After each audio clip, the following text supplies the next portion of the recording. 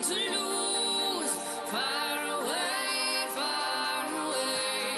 ricochet, you take your aim. Far away, shoot me down. On 11:16 SEN, Chasing Birdies with Mark Allen and Craig Spence for St Andrews Beach, the best public access golf course on the Australian mainland.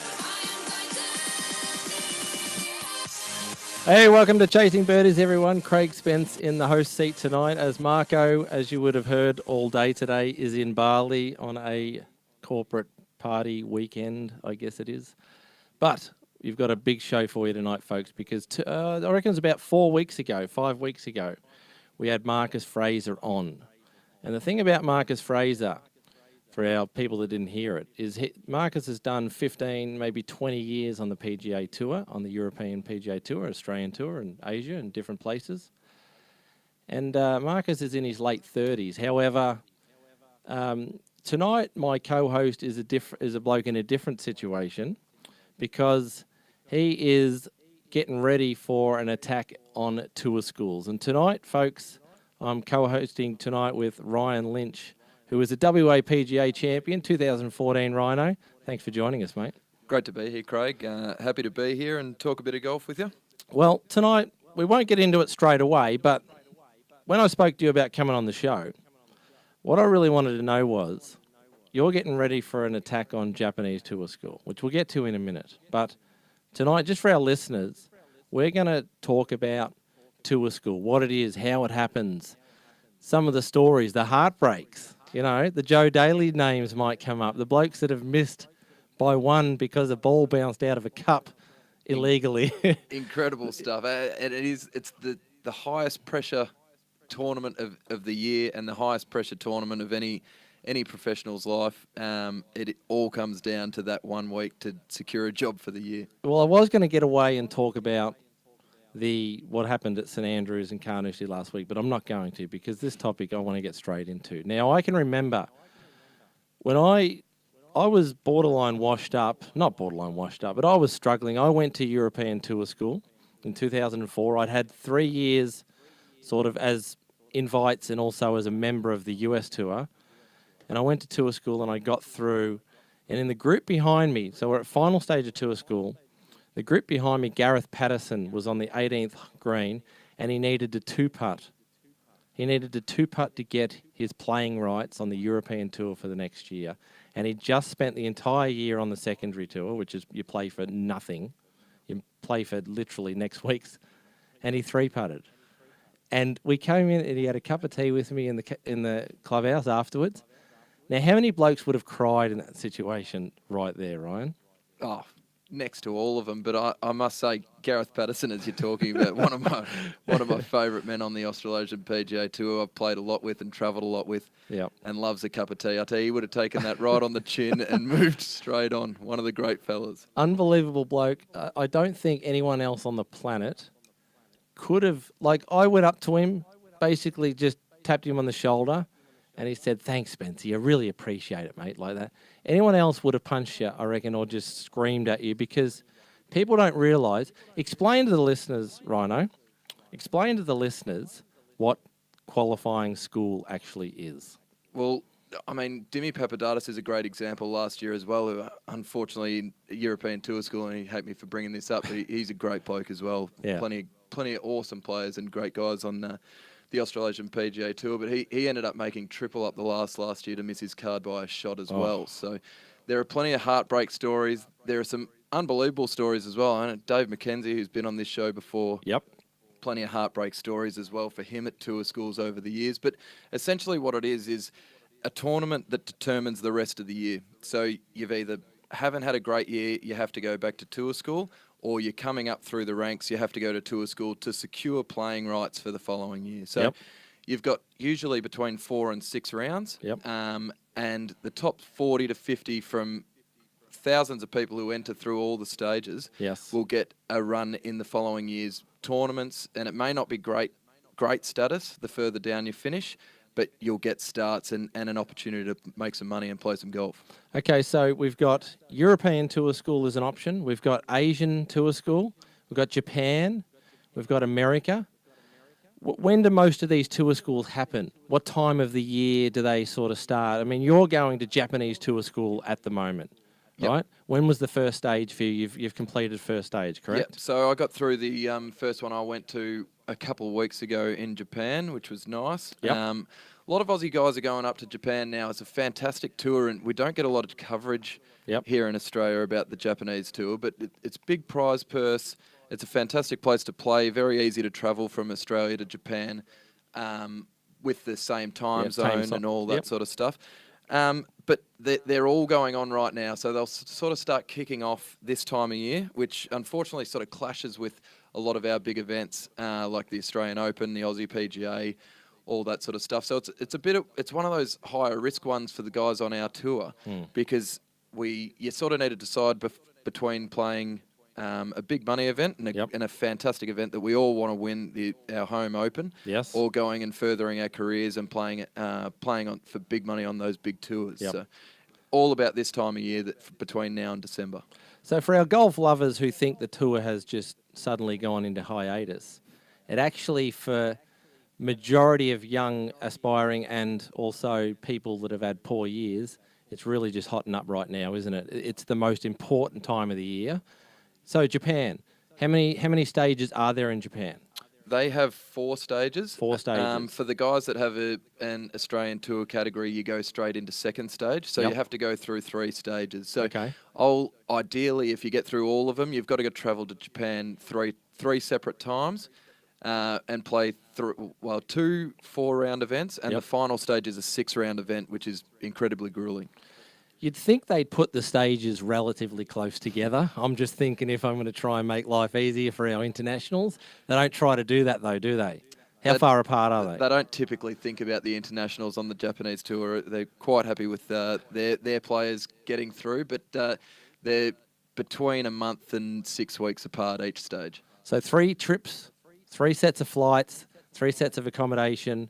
How early do you get up there for each stage? Well, with the Japanese tour, they only allow you to have 1 practice round before the 4-day event. You're welcome to walk around it a couple of times, I believe, but... One practice round? 1 practice round. So a couple of days before, maybe 3 days before, just in case your luggage gets lost and that sort of stuff. You're spending a lot of money getting up there to play the event, so you don't want to rock up without any clubs. All right, so I've entered tour school. How do you enter tour school? Is it do you print out? Because the Japanese can be pretty complicated, can't it? And what's it cost? It is. It's very complicated, the Japanese side.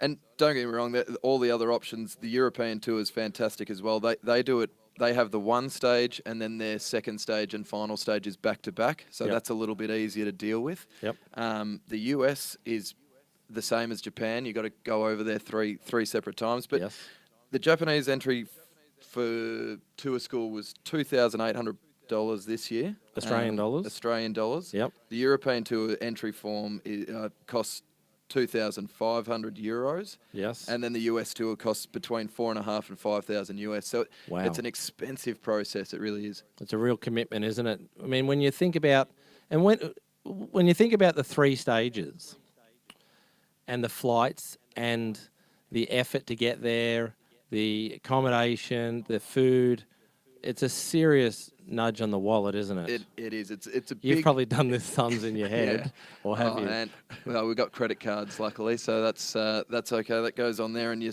try and play well and pay them off later. But at the end of the day, you've got to back yourself in to play well, and it's a lot of money up front, but the reward's there if you can play well and get through and get a tour card for the following year, because you're playing for 1.5 to 3 million US every single week.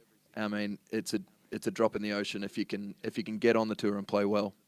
9429 11 16. If you have any questions that you've ever wondered about qualifying schools, any questions at all, 9429 11 16, ring in and ask Ryan a couple of questions. Okay, so people don't understand how hard it is. Now, each stage, you might have, let's say, 60, 80 to 100 people, would you say? Yeah, well, our last one had 107 people. Okay, so there's 107 genuinely pretty good players there. Yep. Right?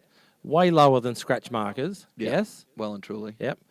And how many spots on that site at that course Yes, for your section? So for the first one with 107 guys, we had I think it was 41 spots at our stage, or Right. maybe it was 42.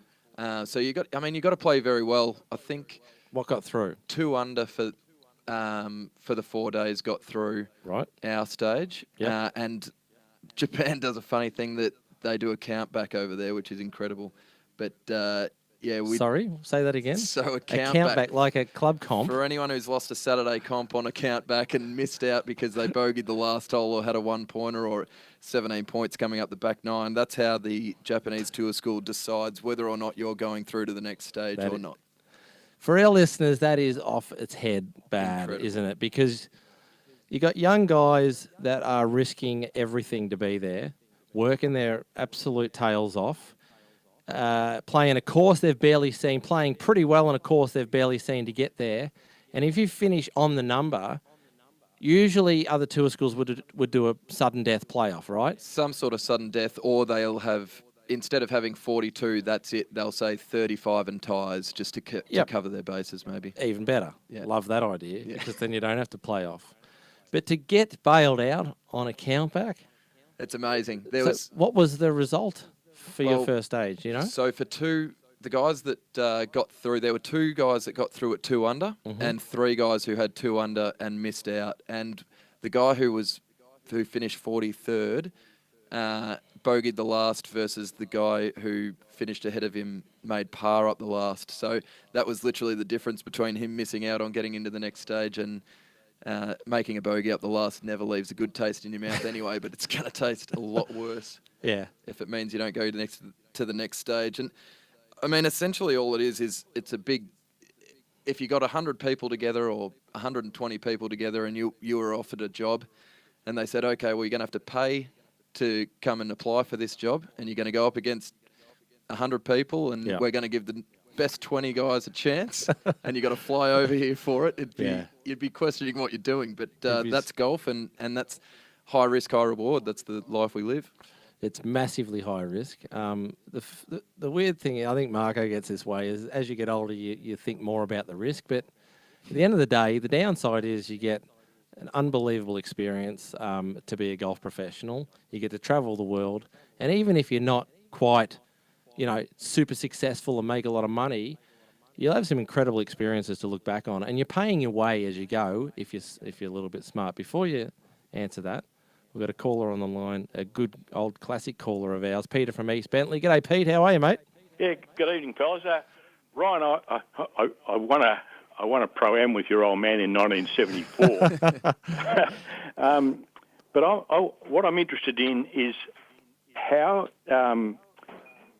strict are the Japanese on having you know how to communicate in their language? Because it's a big thing, I know, with the Korean girls in America and whatever.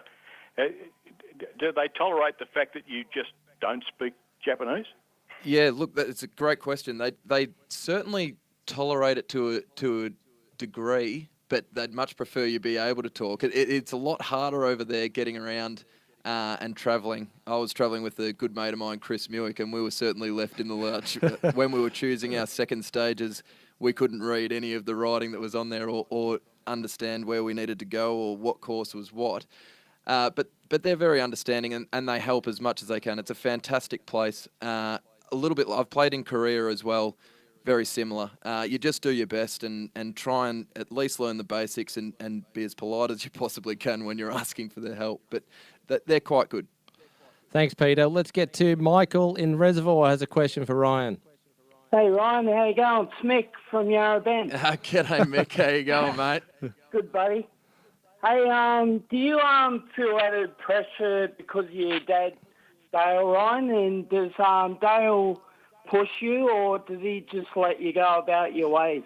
It's a great question, Mick. I saw you playing out at Yarra Bend today. I saw you in your nice green shirt, mate. No, I don't feel any added pressure being Dale's son. I do get that question a bit, actually, funnily enough, but Dad's always been unbelievable in letting me choose my own path, and I didn't come to golf till late because he was taking me to footy training and basketball and soccer and every other sport under the sun, little aths and all that sort of stuff. And I finally made my way to golf and and wished he pushed me into it earlier, to be honest. But no, he's brilliant, and everyone that I speak to and work with are all fantastic. Thanks, Mick. He's a pretty chilled out old man too. Yours. He He's not is. like he's out there with a whip or anything, is he? No, I'd like him to push me a little bit more sometimes. A follow-up to Peter and East Bentley's question earlier was, I believe that the entry forms for the Japanese tour once upon a time were in Japanese, Yeah. and they would not provide an English one. So you had to figure out, you basically had to find someone to help you fill out the entry form, or else you absolutely... The entry forms are obviously online and fully in English now? They're online. We have a lady who Yakuri, her name is. I won't try and pronounce her last name, but she does a brilliant job. And she works through Acushnet, I believe. And she fills out all the paperwork for you. She's in constant contact with all the Australian guys and helps organise all the ACOM and all that sort of stuff. She does a brilliant job. And honestly, I can't thank her enough personally for the help that she's given me and the boys on the tour, but she does a great job. So without her, it'd be much, much harder. All right, so we get now to, you're heading into third stage for you. You missed first stage because you didn't have to go. You got through at second stage. What did you shoot, by the way? 2 under got through. What did you actually shoot? 2 under got through. I had 14 under. 14. So it was an easy course or not? It was reasonably easy. Wow. It was a little bit different to what we're used to here. I played a lot of my golf at Heritage growing up. It was pretty similar to that, sort of reasonably wide, but a lot of rough around. And it, that sort of suits me pretty nicely. Okay. It was reasonably short, so yeah, you had to make a lot of putts. And what did that finish? That finished 5th. So you had a very good week. Okay, so now we go to stage number 3, the big boy stage, because now you know if you get through to 4th stage, you're going to get something probably out of it, right? Yeah. We'll talk about that shortly. What level of players, how many players do you think you'll be at third stage? I believe it's a pretty similar number. Yep. I think it's around 100 to 120. Okay, and do you think that it's still going to be 30 to 40 getting through, or is it going to start to come down a little bit? I should know all these numbers off the top of all my right. head, but No, better off not to think about it. the goal for me is just to finish top 15. That's all I sort of look at, and if you're within that, you're close enough. But 30 to 40 will get through again, I imagine. I'm hoping. And I suppose the best way to play the tournament is maybe to try and win it or stay with it as close to them as you can and not think about where the cut line is. But do you look at that throughout the week? Definitely. I mean, you're only human if you're thinking about the cut line and thinking about what's going to get through, because obviously, as we've talked about, it's such a high risk and all this money's on the table and all that sort of stuff. But at the end of the day, it's just another golf tournament. You're trying to win, because if you're up near the top of the leaderboard, it makes that back 9 in the last round a lot less stressful.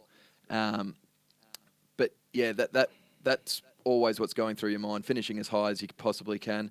It's important to note as well, the later the stages go, you may have mentioned, I missed the first stage because I hold a tour card. So the better players will miss more stages coming back from a poor year on the Japanese tour or higher world rankings and that sort of stuff. So the longer you go into the tour schools, the better the competition gets all the way up until the last stage. So it's always a new challenge every single time you get through a stage. Okay, so we get to 4th stage now, and I believe that's played really late in the year. Yeah. How late? First week of December, the final stage will be.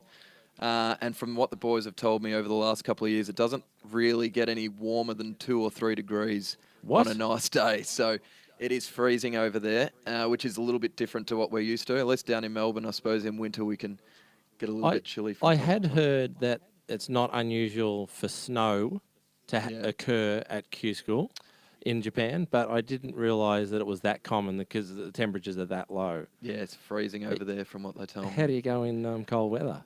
We'll find out. I try not to play too much in the cold, but back when we were over in the States, in South Carolina, it got pretty cold during the winters, and we were still able to go out there and enjoy it a little bit and run around and try and stay warm, but it'll just be another challenge, as if it was... Same thing if it's raining during the week of a tournament or it's boiling hot, 40 degrees in the middle of a tournament. You've played all over the world and understand that, but it'll be an interesting factor. Okay, and in terms of preparing, we might just quickly talk about the pressure now.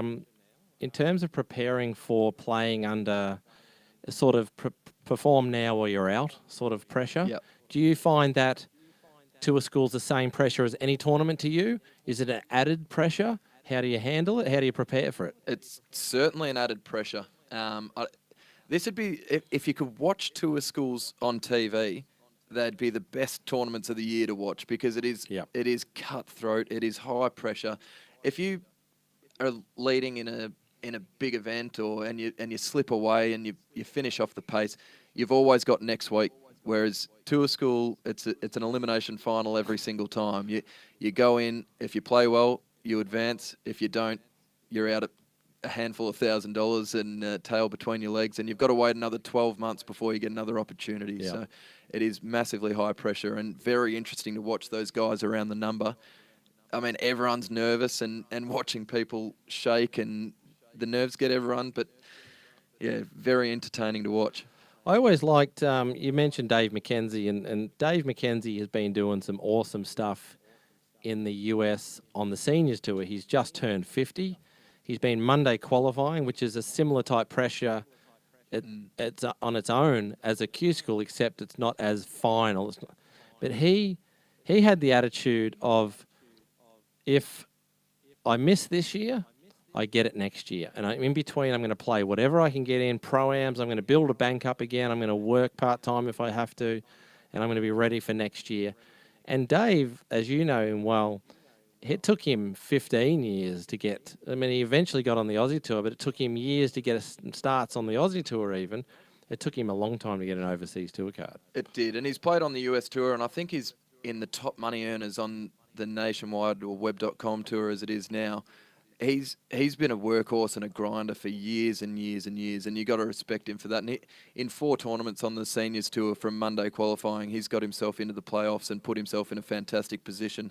I'm sure a few of our listeners will remember he finished runner-up to Jason Norris, or tied second to Jason Norris in this year's Fiji International on our tour as well in the European Coast Sanction event. So he's had a fantastic year, and hats off to him. I mean, he works really hard, and he's getting his just desserts. Yeah, no, absolutely. He's awesome. And he's for our listeners who follow Dave a little bit or want to, he's doing some great stuff on the senior tour in the US, and he's getting his just rewards for a long, long time. I mean, he didn't get his tour card in the US until I think he was about 38.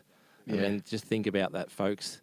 He turned pro when he was about 18 or 19. It took him 20 years to get a main tour card, and here he is at 50, finally making, $100,000 here and there, and It's building an impressive. It's an impressive effort to stick at anything that long, and he has. Talking about devastation at Q schools and stuff, he's had him. He's had everything. I mean, he's missed out on the US Tour by one shot twice in the same year. So the US Tour, for those who don't know, if you finish in the top 25 on the web.com, you get straight away into the US Tour for the following year. He finished 26th one year, and then went back to Q school when you could still get into the US Tour, and missed by one shot again. So, I mean, that 26th is one shot during the year. So he's been as close to devastation and the Gareth Patterson story as you can be. But, yeah, credit to him.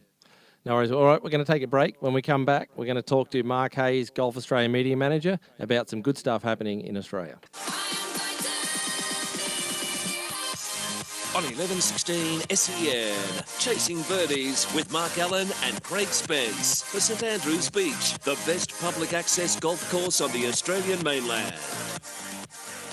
Welcome back to Chasing Birdies. Thanks to St Andrews Beach, the best public access golf course on the Australian mainland. St Andrews Beach. Fantastic That's course. a spot. I bet you go down there and practice a little bit. Love it. Off the SMS, could the Aussie Tour do a first and televise Q School, even if it just streamed on the website? That wouldn't be hard. No. Facebook, even. Yep. Live. Would make for great viewing. What do you reckon of that idea? That is a brilliant idea, and I 100% agree with it. And the PGA of Australasia is actually making steps towards that. They've got PGA Live and PGA TV, which runs through the website, pga.org.au, and they're televising, and have done the Tier 2 events. So the next couple of weeks, I believe they're doing it again, streams live through their website, but I'll definitely take that idea to them, and I think that'd be a great idea. Well, we're going to get to a bloke who's probably been at Q Schools a fair bit and probably written some pretty sad articles, but he is, thanks to Golf Australia Media Manager, thanks to the magnificent Lewis Golf Club, best course on the Bellarine, front nine anyway. And we're going to get to Hazy. G'day, Hazy. How are you, mate? G'day, Spency. G'day, Lynchy. It's I don't know if you know Spency, but you're actually sitting next to one of the PGA TV commentators in there. He's a jet. Yeah, yes, he is going very well, Mark. You would have seen him in some of his work. He's going very nicely, isn't he? I'm very nervous about my future in the media with Lynchy creeping up on me. Hopefully I'm playing a bit more golf, Hazy, but I do like this side, mate. You make it look easy. Hazy, before we talk about some of the good things happening with the Australian Open and so forth, Q Schools, give us an idea. Is that something you used to sort of get to and write stories and see it's an emotional week, isn't it? Well, I think some of the best stories you'll ever get are at Q School, but It's a matter of, in the mass media, whether there's an interest in someone who might end up being ranked 101st or 102nd or 99th in Australia, if that makes sense. But I think there's some of the human stories and the dramas and the tragedies and the heroics at Q Schools are some of the best you'll ever find. I think it was John Feinstein that he really made a little niche for himself writing some stuff in the early days about some of the guys and like those emotional, heart-pulling stories that he wrote, yeah? The emotion, the ultimate reality TV. It really is. I mean, it's very hard, as you both attest, to do what PGA TV is attempting to do, which is magnificent, to cover a course as opposed to a footy field with just one or two cameras and everyone can see everything. It's so hard over one or maybe two courses to have. So in the case of the Vic Open, for example, to have a great TV coverage. But if you could, you would see some of the more extraordinary things ever at a Q School TV coverage, that's for sure. Well, we're going to film it with our iPhones on Facebook Live if we have to, Hazy, coming down the stretch with a little bit of commentary. But hey, let's talk about Golf Australia and all the good things happening. What do you got for us? Well, I think that it was very well received this week when we announced that, or it was this side of the border anyhow, that when we announced that the Australian Open in 2020 and 2022 were coming back to Melbourne. It's been a long time between drinks. 2005, I think, was the last time it was in Victoria, or last time it was outside New South Wales. So, and that was down at Moona, so it seems like a very long time since one of the Sandbelt clubs has had the opportunity to host the Emirates Australian Open. And I'm not sure what Lynchy thinks in particular, but I think it's going to be pretty well received if we take it back to one of the big courses. Oh, any time you can play on the Sandbelt and play big courses, especially for obviously us Melburnians in front of a home crowd. But the courses down here are second to none. They're some of the greatest in the world, and why wouldn't we show them off? I couldn't agree more with that. And it is a pity. I mean, we've got a great relationship with Destination New South Wales, and as you know, Spency, it's really important to have that government backing these days. Otherwise, some tournaments just go by the boards. But it's a good relationship between Destination New South Wales and Visit Victoria, which is unusual historically. But it's a great thing that they've let the tournament go for a couple of years, and I'll be staggered if there aren't huge crowds at the course that ends up hosting these two events. How many years, Hazy, has it been up in New South Wales now? And is it basically a bidding? Do the state governments or basically bid for the rights for the Australian Open now? Oh, well, to answer the first part of your question, 2006 was the first of the current sequence of events in New South Wales. So we're coming up to what that would make this number 12. Yep. This will be number 2 into an 8-year contract with New South Wales again, but with 2 out years, and they're the 2 that are coming back to Melbourne. To answer your other question, it sort of has to align, from what I can gather, it has to align with not only government backing and interest, but also with the sponsors. We're lucky to have Emirates as a very key sponsor of the Australian Open. I'm not sure whether they would have the same interest when they're competing against their other sponsorship in things like the Melbourne Cup, for example, whether they'd have the same interest in the Melbourne market. So it's actually a balancing act between sponsors and government, but it definitely is a financial consideration. Without the sponsors, there's no tournaments, and we always hear people say that, but it's so true. And you guys both know how many tournaments have gone by the boards over the years on the Australian PGA Tour. And, it's good to see that we've actually got a bit of an influx at the moment. So hopefully we can keep that trend going. What's the first year that's going to be down here? Is it 2019 or 2020? 2020. So we've got the President's Cup in mid-December 2019 at Royal Melbourne. Yep. And then 2020 and then 2022, the 2 years of the Emirates Australian Open in Melbourne. No courses have been determined yet, but I would imagine strongly that the principal sandbelt clubs would be right in the bidding, and maybe a couple of other ones just outside Melbourne. I'm not sure. Would we rule out Royal Melbourne, given it's got the President's Cup the previous year? No, definitely wouldn't rule Royal Melbourne out, particularly the second time around. Maybe, I don't know, from a member's perspective, it might be too much to give up your course in back-to-back years. But I think Royal Melbourne would be well and truly in the running. I think if I had to guess for you, Spency, I'd say the big four in inverted commas, so that would be Royal Melbourne, Kingston Heath, Metropolitan and Victoria would probably be front of mind for a lot of people. Whether it goes a bit more remotely, say Peninsula Kingswood, now that it's called. Maybe that's an alternative, because I know that course is coming up an absolute treat. But, that's a long way down the track, and it's not in my crystal ball, to be honest. There was a bit of discussion about that on Twitter today, actually, about being a future site. But moving on, Hazy, to Hannah Green. She's been killing it, mate. How good? I mean, we sort of mentioned her a fair bit on Chasing Birdies through the year. And she shot a closing 8 under par 64 without a bogey in the final round of the Symetra Tour Championship. And you guys both know if you make your money on that last day by, kicking clear when people are falling under the pressure. She moved all the way up to 5th in the Tour Championship, which got her second place on the money list, and it also secured her Rookie of the Year honours. That on top of a pretty good start to her season at the Women's Australian Open meant she's had a really good financial year on a tour that doesn't really generate a lot of funds for its players. So she's had a ripping season. She's earned her LPGA Tour card, and we're expecting big things from the girl from Perth. She's just a great young woman above all else, and she's actually pegging it up in the WA Open against the boys next week. I'm not sure if you're playing, Lynchy, but it's going to be a ripping tournament at Royal Perth. I'll be over there, Hazy. I'm looking forward to that. It'll be great. Looking forward to playing that course again as well, actually. What course is it at? Royal Perth. Royal Perth, okay. It's actually an amazing course. For those who haven't been over there, it would fit in probably 9 holes of Kingston Heath. It's just, it's so tightly, beautifully designed for the space, the limited space it has to offer. It's incredible that it's ever hosted big tournaments, given the small footprint it has. And to that end, guys, I spoke very briefly to Jared Felton, who's a multiple winner on the Australian PGA Tour, but also the boyfriend of Hannah Green. And he's very nervous, given some of the short holes, Lynchy, that Hannah's going to stitch him up. Yeah, well, Hannah's obviously been playing unbelievably, and it'll be interesting to see how she goes over there. And Jared's a great player as well. They're a happy couple right now. They're punching above their weight, the WA golfers, Hazy. What's going on over there?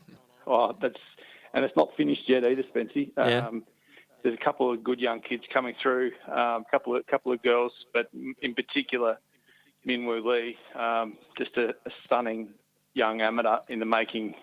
I don't know how long it's going to be until he turns pro. He's 18. He's got stars in his eyes. I think he's copping a bit of advice to stay amateur for a little longer. He's going to peg it up in the Asia Pacific Amateur Championship at Royal Wellington in a couple of weeks' time. And hopefully one of the 6 guys we have over there wins, and they'll stay amateur to take up the prize of a Masters start. But he's one particularly from WA who's really, I can't stress to anyone listening enough just to put him in your black book. He's a jet in the making. Lovely fella too. Hazy, last quick one. We've got to go in a second, but Matty Jones is returning to the Australian Open, which is great news. And you got the big amateur tournament coming up as well. Yeah, it was a great news to get Matty Jones' signature again. He obviously had a good win at the Australian a couple of years ago and was unable to defend his title last year that Jordan Spieth pinched back off him. But he's very pumped to get back to his home course. I had an email chat with him the other day, and he's really excited because he has his card back after his own little successes at the Web.com Tour finals. So he doesn't have that pressure of playing for his card early in the the new wraparound PGA Tour season. So he's able to come back, which is a great relief. We've seen that pressure probably get to blokes like Aaron Baddeley, for example, who's probably had to withdraw from the Australian Open for the similar reasons to chase his card. But yeah, fantastic to see Matty Jones back. And he was a big crowd favourite when he won on his home deck a couple of years ago. Hazy, thanks for coming on and filling in and helping out Sparky when Marco's off partying in Bali. Thanks to Coolewis Golf Club, Golf Australia Media Manager. Thanks, Hazy. Good on your voice. All right, we're going to have a break. When we come back, the quiz. On 1116 SEN, Chasing Birdies with Mark Allen and Craig Spence for St Andrews Beach, the best public access golf course on the Australian mainland. Chasing Birdies, thanks to St Andrews Beach, the best public access golf course on the Australian mainland. 9429 1116, Chasing Birdies quiz now. We've got one bloke at the moment, so plenty of room. 9429 1116 if you want to win a $100 sportsbet.com.au betting voucher. But first of all, a text here, Ryan. Spency, did Marco ever play tour school? And what was his record? Well, yes, he did. He went to tons of them. He went to the US one, he went to Europe, he went to all of them. He got through in Australia okay, but he struggled in the overseas ones. Quickly, it's 2-1 in the FFA Cup between South Melbourne and Sydney Football Club. South Melbourne have scored in the last little while, but 2-1. Benny, you there? Mate, I'm here. How you going, Spark, Ryan? Good, mate. Now, you are our only caller still, so, mate, if it stays that way, I'm going to help you through this, and you're winning a $100 Sportsnet betting voucher. No, there's a couple more coming through now, Benny, so you better stay on the line even if you get it wrong, all right? You're back at Q School, Benny. You're back at Q School. You'd be excited about the Australian Open coming back, wouldn't you? I am. I just wish they'd actually finally organise the dates correctly and get them into February and get the WGC organised with BMW as a sponsor. Very nice. You've got it all worked out. Listener. All right. Here we go. It's a President's Cup quiz, Benny. Yeah, okay. The first one is a gimme. Who won? US. Well done. What was the final score? Jeez, I didn't even watch the last day.